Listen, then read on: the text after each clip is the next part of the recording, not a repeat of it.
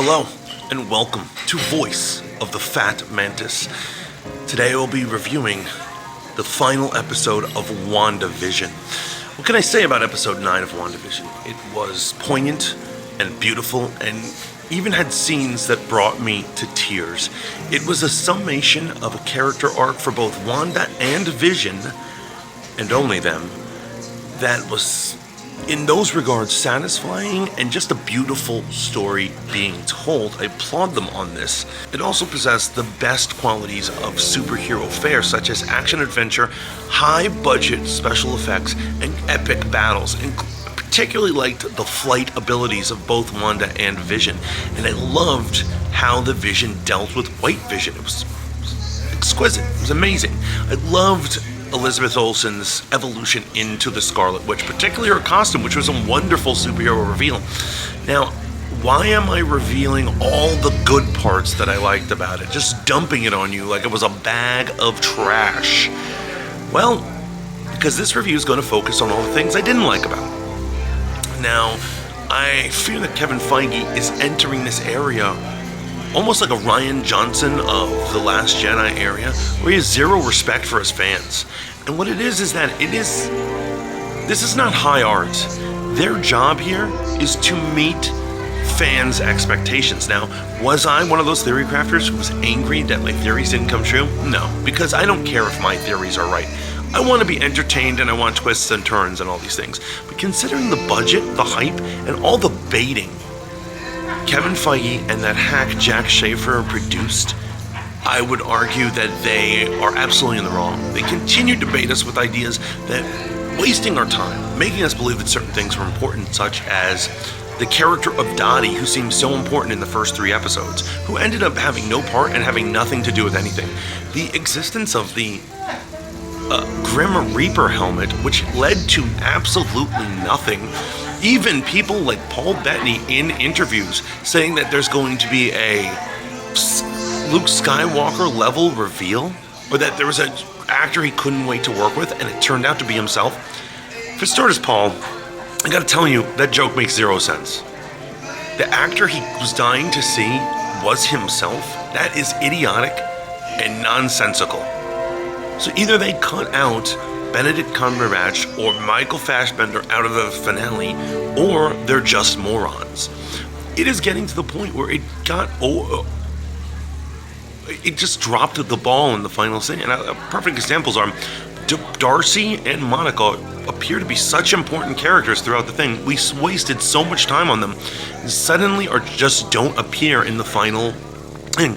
We get to see them, but they do almost nothing in the story to complete it. Their story, they had no story arcs and they had nothing completed. Now, I know the story will go on, but a season of a show is supposed to be a story arc, not a part of a story arc. There should have been something more satisfying about why I'm spending all this time with these characters.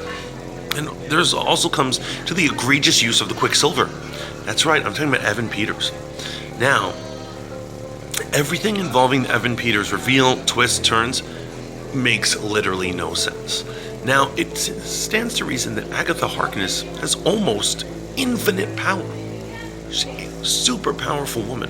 She can grant super speed powers to people, control them, and do all sorts of crazy things.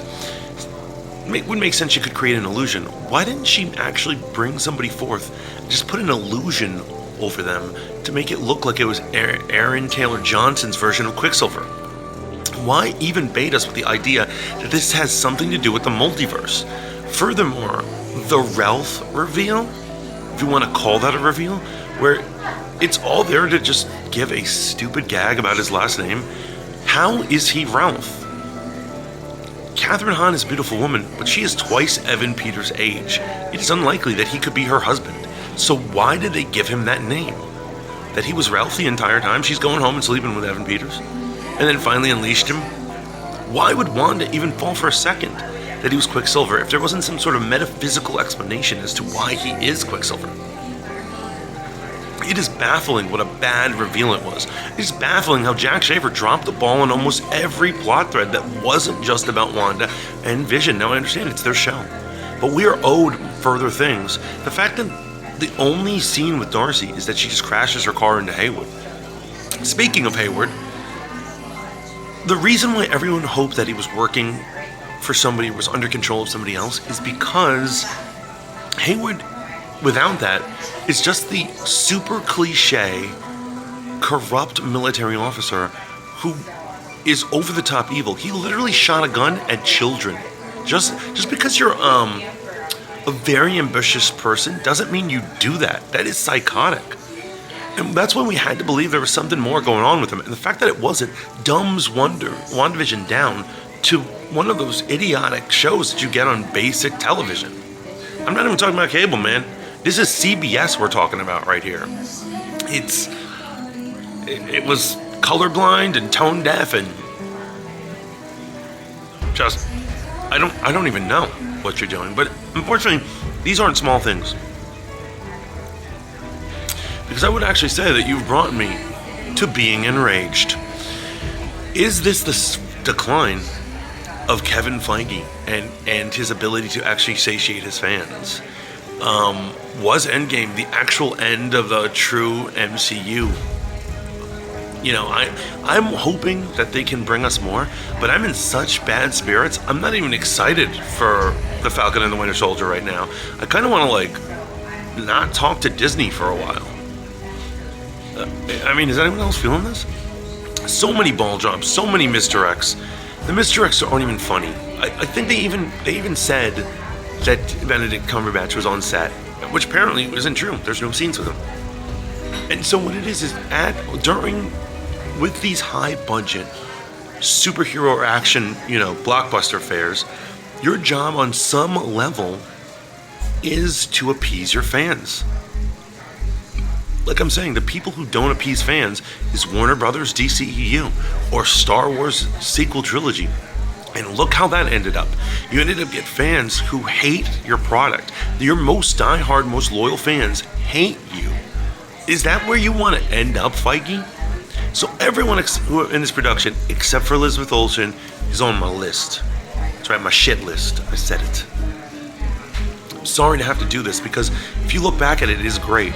But if you also look back on it, you've wasted so much of my time. I went through all these sitcom things, trying to find meaning in stuff that had no meaning at all.